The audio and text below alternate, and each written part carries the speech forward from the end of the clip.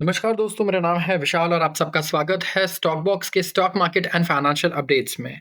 आज हम यहाँ पे डिस्कस करने वाले हैं दुनिया भर में होने वाली ऐसी सारी खबरें, सारे इवेंट्स जो हमें फाइनेंशियली इम्पैक्ट करते हैं। और मैं पॉजिटिव न्यूज़ से आज कवर करने वाला हूँ क्योंकि नेगेटिविटी बहुत ज़्यादा है और ऐसा होता है कि जब भी कुछ ऐसा बड़ा क्रैश दिख जाए या नेगेटिव चीज़ें दिख जाए तो लोग फिर उसी को ज़्यादा एक्सप्लॉइट करने की कोशिश करते हैं, डराने की कोशिश करते हैं, व्यूज़ काफ़ी अच्छी आती हैं उससे। But still we have to look at a different perspective यहाँ पे। दिमाग खोल के हम देखेंगे इस टाइम पे कि क्या चीज़ें दुनिया में हो रही है, हमें फाइनेंशियली हमारे जॉब पे, बिज़नेस पे और हमारे इन्वेस्टमेंट्स पे क्या फ़र्क पड़ने वाला है? क्या अपॉर्च्युनिटीज़ भी है ऐसे टाइम पे? येस, बहुत अच्छी अपॉर्च्युनिटीज़ भी है। शुरुआत करूँगा मैं सबसे पहले आर्टिकल से और यहाँ पे काफ़ी चर्चा चल रही है कि क्या आईफ़ोन 43% ज़्यादा महँगे हो जाएँगे, यहाँ पे 50% ज़्यादा महँगे हो जाएँगे फॉर यूएस आईफ़ोन्स, क्या ये रेट बढ़ने वाले हैं? तो आइए जानते हैं। अब देखिए, एप्पल एक ग्लोबल कंपनी है और इसका सप्लाई चेन भी पूरी तरीके से ग्लोबल है। अगर आप देखोगे तो ये $40 बिलियन तक का, ऑलमोस्ट $40 बिलियन तक का टैरिफ कॉस्ट इन्हें झेलना पड़ सकता है। किसको? एप्पल को। क्यों? क्योंकि टैरिफ्स लग रहे हैं और पूरी दुनिया से सामान एक जगह पे कुछ बन रहा है, एक कंट्री में कुछ और बन रहा है, दूसरी कंट्री में कुछ और बन रहा है। इस तरीके से मैन्युफैक्चरिंग होती है एप्पल आईफ़ोन्स की और दूसरे प्रोडक्ट्स की भी, तो काफ़ी सारे टैरिफ्स इन्हें झेलने पड़ सकते हैं। अब एप्पल रिलाय करता है चाइना, वियतनाम और इंडिया और कुछ दूसरी एशियन कंट्रीज़ पर। ऑफ कोर्स हमें इंडिया में भी काफ़ी खुशी हुई थी जब इंडिया ने में पीएलआई स्कीम के तहत एप्पल ने मैन्युफैक्चरिंग शुरू की अपने दूसरे कॉन्ट्रैक्ट मैन्युफैक्चरर्स के थ्रू। तो यहाँ पे प्राइसेज़ हो सकता है एप्पल को यूएस में सिग्निफिकेंटली बढ़ाने पड़े एंड इससे कंज्यूमर डिमांड भी घट सकती है एप्पल के प्रोडक्ट्स की। तो एनालिस्ट ये बिलीव करते हैं इस वक्त, यस, कि एप्पल को हो सकता है करीब करीब 32% तक का लॉस झेलना पड़े अपने ऑपरेटिंग प्रॉफिट में।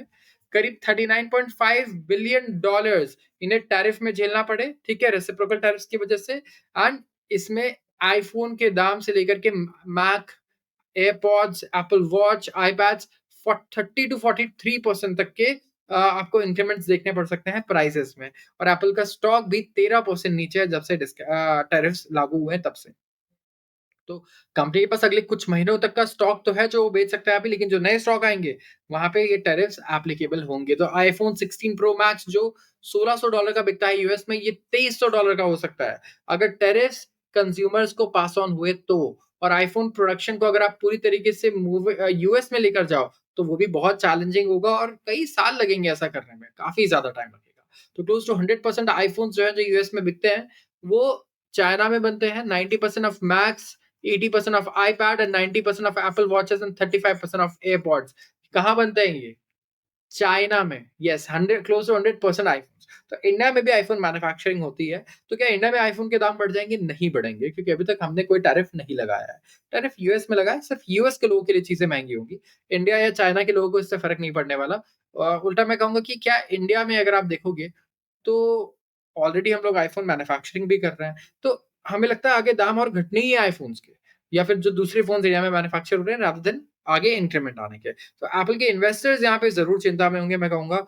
एंड होना भी चाहिए क्योंकि वी हैव टू सी इतनी ज़्यादा ग्लोबल कंपनी है ये, इतना ग्लोबल इसका सप्लाई चेन है, तो काफ़ी फ़र्क पड़ने वाला है एप्पल को इस टैरिफ से। शुरुआत करते हैं अगले आर्टिकल से और यह है रुपी। रुपए के बारे में बात करूं तो रुपए का आउटलुक बड़ा ही स्टडी है। स्टॉक मार्केट में तहलका मचा हुआ है पूरी दुनिया भर में, हम जानते हैं। लेकिन डोनाल्ड ट्रंप ने जब से रेसिप्रोकल टैरिफ पॉलिसी लगाया है तब से यूएस के ग्रोथ प्रोस्पेक्ट्स पे बहुत सवाल उठ रहे हैं कि आगे ग्रो करेगा भी या नहीं करेगा। और रुपया यहाँ पे काफी स्टेबल है और लग रहा है अगले कुछ महीनों तक रुपया बिल्कुल स्टेबल रहने वाला है। तो रिकॉर्ड लो स्तर पे चला गया था रुपया, हम जानते हैं, दिसंबर में और फरवरी में। हम डेली डिस्कस भी करते थे इसके बारे में। लेकिन जो हमारा मीडियन एस्टिमेट है बिजनेस स्टैंडर्ड पोल का, उसमें रुपया एक्सपेक्टेड है कि 85.5 पे ही ट्रेड करता रहेगा जून एंड तक, और सितंबर एंड तक भी 85.75 पर ही रहने वाला है। तो काफी म्यूटेड स्पेस लग रहा है रुपी डेप्रिसिएशन का। रुपए में कोई ज्यादा बड़ा उतार चढ़ाव नजर नहीं आने वाला जहां तक हम एक्सपेक्ट कर रहे हैं। जो रेसिप्रोकल टैरिफ्स है जो अनाउंस किए गए हैं प्रेसिडेंट ट्रम्प द्वारा, वो काफी स्टीप है एंड जितना एक्सपेक्टेड थे उससे काफी ज्यादा है, स्पेसिफिकली कुछ कंट्रीज के लिए यहाँ पे।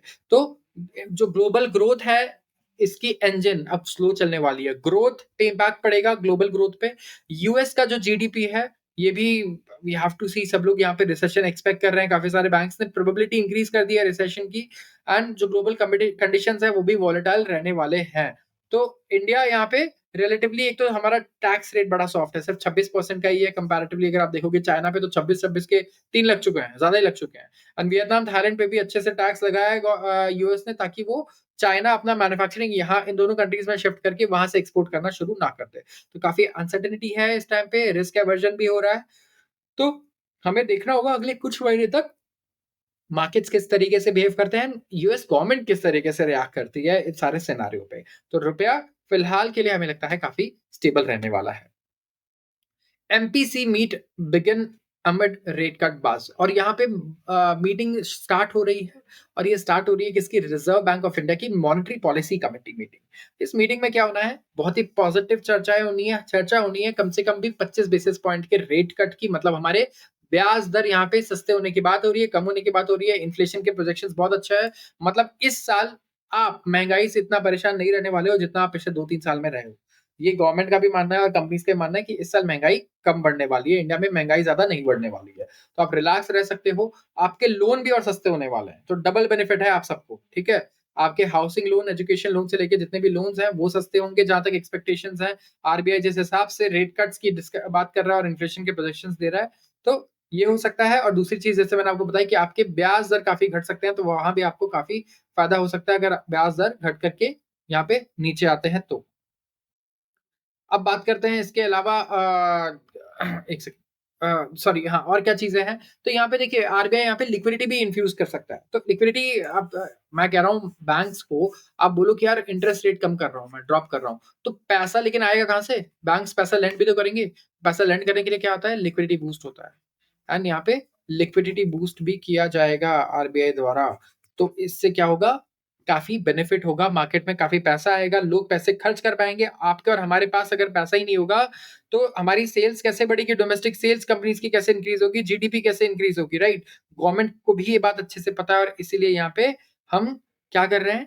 बूस्ट कर रहे हैं लिक्विडिटी को, हम कंज़म्पशन को भारत सरकार इंडिया के डोमेस्टिक कंज़म्पशन को यहाँ बूस्ट करना चाहती है। तो ये हमारा मेन एम है। अब बात करते हैं अगले आर्टिकल की, US tariffs running blind on a tight रोप। यहाँ पे बात कर रहा हूँ मैं एक एडिटोरियल आर्टिकल की और यहाँ पे राइटर डिस्कस कर रहे हैं कि क्या मेथड यहाँ पे यूएस गवर्नमेंट फॉलो कर रही है और इनके असली इंटेंशंस क्या है। तो एक बार जानने की कोशिश करते हैं कि राइटर क्या कुछ अलग परसेप्शन हमारे सामने प्रेजेंट कर पाते हैं या नहीं। तो यहाँ पे मैं बात करूंगा, लास्ट वीक इनका कहना है डोनाल्ड ट्रंप ने एक ग्लोबल ट्रेडिंग सिस्टम अब्लेज कर दिया, राइट? आग लगा दी, मैं कहूंगा हमारे लैंग्वेज में कि पूरी दुनिया में आग लगा दी है उन्होंने। मैसिव टैरिफ्स इंपोज कर दिए कंट्रीज पे एंड जियोग्राफीज पे। एंड यहाँ पे China, Japan, South Korea, Vietnam, India, European union सबको सबके ऊपर इन्होंने ब्लैंकेट टैरिफ्स लगाए हैं। तो रिपरकशंस इसके माइंड बॉगलिंग है। इन्होंने सजेस्ट किया था 1 महीने पहले कि अनलेस समथिंग चेंजेस, ट्रंप एक बहुत बड़े थ्रेट है पूरी दुनिया के लिए, जब तक कि वो कुछ ऐसा ना हो कि बदल जाए 1 महीने में। एंड पूरी तरीके से इन्हें रिकॉग्नाइज नहीं किया गया है। तो इनके जो एक्शंस हैं ये बिल्कुल सुसाइडल है, मतलब ये खुद तो मरेंगे और ये सबको लेके मरेंगे, इनका राइटर का ये कहना है। तो सपोज मेथड क्या है? सबसे पहले डोनाल्ड ट्रंप यहाँ क्या कर रहे हैं, ये फोर्स कर रहे हैं यील्ड्स को कम नीचे लाने के लिए। मतलब यूएस के लिए इस टाइम पे सबसे बड़ी प्रॉब्लम क्या है कि इसके यूएस के ऊपर जो उधार है वो है $36 ट्रिलियन का, ठीक है? और इसमें से $9 ट्रिलियन जो है उसको 2025 में रीफाइनेंस करना है, चुकाना है। तो यहाँ पे क्या हो सकता है? इसका एक ही तरीका है शॉर्ट टर्म फिक्स, वो ये है कि आप ब्याज जो यील्ड्स है, सॉरी बॉन्ड यील्ड्स जो है उसको आप नीचे लेकर आओ। और इससे क्या होगा, गवर्नमेंट जो इंटरेस्ट पे करती है, जो गवर्नमेंट ब्याज देती है लोन्स पे, वो कम होगा। तो ट्रम्प ट्रम्प जो है वो कैसे यील्ड को नीचे लेकर आएंगे? सबसे पहले तो एक तरीका है, अगर आप बॉन्ड के यील्ड्स को कम करना चाहते हो ना, तो आप मैसिव बाइंग इन्फ्यूज कर दो। अगर बढ़िया तरीके से बाइंग बॉन्ड्स की डिमांड बढ़ेगी तो उनके यील्ड्स नीचे आएंगे। और बॉन्ड्स की डिमांड कब बढ़ेगी? लोग आप फिक्स्ड इनकम से फिक्स्ड इंटरेस्ट रेट वाले सिक्योरिटीज में पैसा कब लगाओगे?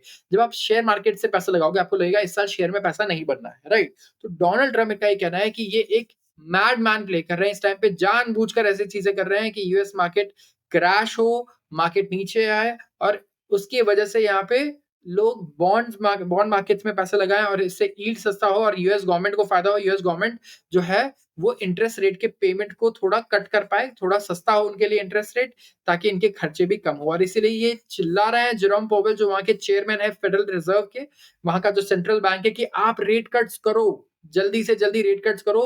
ये बिल्कुल भी सही नहीं है अगर आप रेट कट नहीं करोगे। दूसरा है कट डेफिसिट। अब अगर लोअर यील्ड अगर आप कर दो बॉन्ड्स के, तो ये कुछ भी नहीं करेगा डेट को रिड्यूस करने के लिए, ठीक है? तो सेकंड प्लान क्या है? डोनाल्ड ट्रम्प की स्ट्रैटेजी है कि डेफिसिट को एलिमिनेट करें, वेस्ट और फ्रॉड को हटा करके फ्रॉम यूएस फेडरल बजट। तो इसलिए इन्होंने डिपार्टमेंट ऑफ गवर्नमेंट एफिशिएंसी को बनाया है, लॉन्च किया है, जिसको हेड करता है कौन? Elon Musk. एंड यहाँ पे इनका गोल यह है कि करीब $2 ट्रिलियन तक का बजट ये कट करेंगे, बचाएंगे यूएस के फेडरल बजट से। तो ये बजट से भी $2 ट्रिलियन तक पैसा साफ करना चाहते हैं। इनका कहना है कि फिजूल खर्चा बिल्कुल नहीं करना। फिर है टेरिफ रेवेन्यूज। तीसरा प्लान है स्ट्रैटेजी का कि वो रेज करे रेवेन्यूज। फॉर मिस्टर ट्रम्प सबसे ऑब्वियस रेवेन्यू सोर्स क्या है? टेरिफ। अगर ये टेरिफ इसी तरीके से एप्लीकेबल रहते हैं, तो टैक्सेस में जो गवर्नमेंट वसूल करेगी यूएस की, 600 से $700 बिलियन एनुअली ये वसूल लेंगे। जियो स्ट्रैटेजी। अगला जो पार्ट है स्ट्रैटेजी का, वो है निगोशिएशन को फोर्स करना। मतलब दूसरी कंट्रीज को आप फोर्स करो कि वो आपके पास अच्छी डील्स लेके आए, निगोशिएट करें, जैसे Europe, Japan, Australia, south Korea, Taiwan, countries जो डिपेंड करती हैं यूएस पे फॉर देयर सिक्योरिटी। और ये क्या करेगा? ये बेनिफिट करेगा यूएस ट्रेड को और इन्वेस्टमेंट को। इसीलिए टीम ट्रम्प जो है, ये मतलब अपने जो एलाइज हैं उनके पीछे भी इतना हाथ धोके पड़ी है, उनके ऊपर भी इतने टैक्सेस लगा रही है जितना अपने दुश्मनों पे लगा रही है। और पांचवा पॉइंट इन्होंने बोला है रीशोरिंग। तो जो फाइनल प्लान जो डोनाल्ड ट्रंप की स्ट्रैटेजी है, जो हमारे राइटर को समझ में आ रही है, वो ये है कि यहाँ पे ये क्या कर सकते हैं? ये एक फाइनल प्लान कर सकते हैं स्ट्रैटेजी का, जहां पे एक्सपोर्टर्स को फोर्स करेंगे कि आप अपने प्रोडक्ट्स को यूएस में बनाओ, ठीक है? जो भी आप सामान यूएस में इंपोर्ट करके बेच रहे हो, आप यूएस में ही बनाओ। और आप नहीं बनाओगे तो हम आपके लिए इंपोर्ट करना इतना महंगा कर देंगे कि आपको यहाँ बनाना ही ज्यादा सस्ता पड़ेगा, ठीक है? तो ये बेसिकली ओवरऑल जो प्लान हमें नजर आ रहा है वो ये है। अब क्या होगा अगर ये प्लान फेल कर गया डोनाल्ड ट्रंप का? डोनाल्ड ट्रंप का अगर ये प्लान फेल कर गया, तो ये देखिए काफी इसके बड़े रिस्क हैं, ठीक है? काफी रिस्की स्ट्रैटेजी है। सबसे पहले तो ये इसको कहा जाता है कि running blind on a tight रोप। मतलब एक रस्सी के ऊपर आप आंख बंद करके चल रहे हो, ठीक है? जैसा आपने सर्कस में देखा होगा, रोप के ऊपर चलते हैं, राइट? एक पतले से रोप के ऊपर ये आंख बंद करके दौड़ना हुआ, ठीक है? एक उसके इक्विवेलेंट हुआ एक टाइट रोप पर। एंड सबसे पहले तो टैरिफ जो है वो इमीडिएटली इफेक्टिव है। तो इसके काफ़ी सारे कॉस्ट जो पास होंगे वो किसको होंगे? यूएस कंज्यूमर को। मतलब मैं कह रहा हूँ कि इंडिया में आने वाले हर सामान पे 50% का मैं टैक्स लगा रहा हूँ, तो 50% वो पे कौन कर रहा है? मैं और आप ही तो पे करेंगे, क्योंकि सामान हम कंज्यूम कर रहे हैं ना, सरकार थोड़ी खरीद के हमें देती है वो। तो इससे क्या होगा? इन्फ्लेशन स्पाइक होगा, जॉब लॉसेस होंगी बहुत सारी शॉर्ट टर्म में स्पेसिफिकली। और इन्फ्लेशन रेट अगर हाई रह गए, तो फेडरल रिजर्व भूल जाओ कि 2025 में एक भी रेट कट करने वाला है, भूल जाओ आप।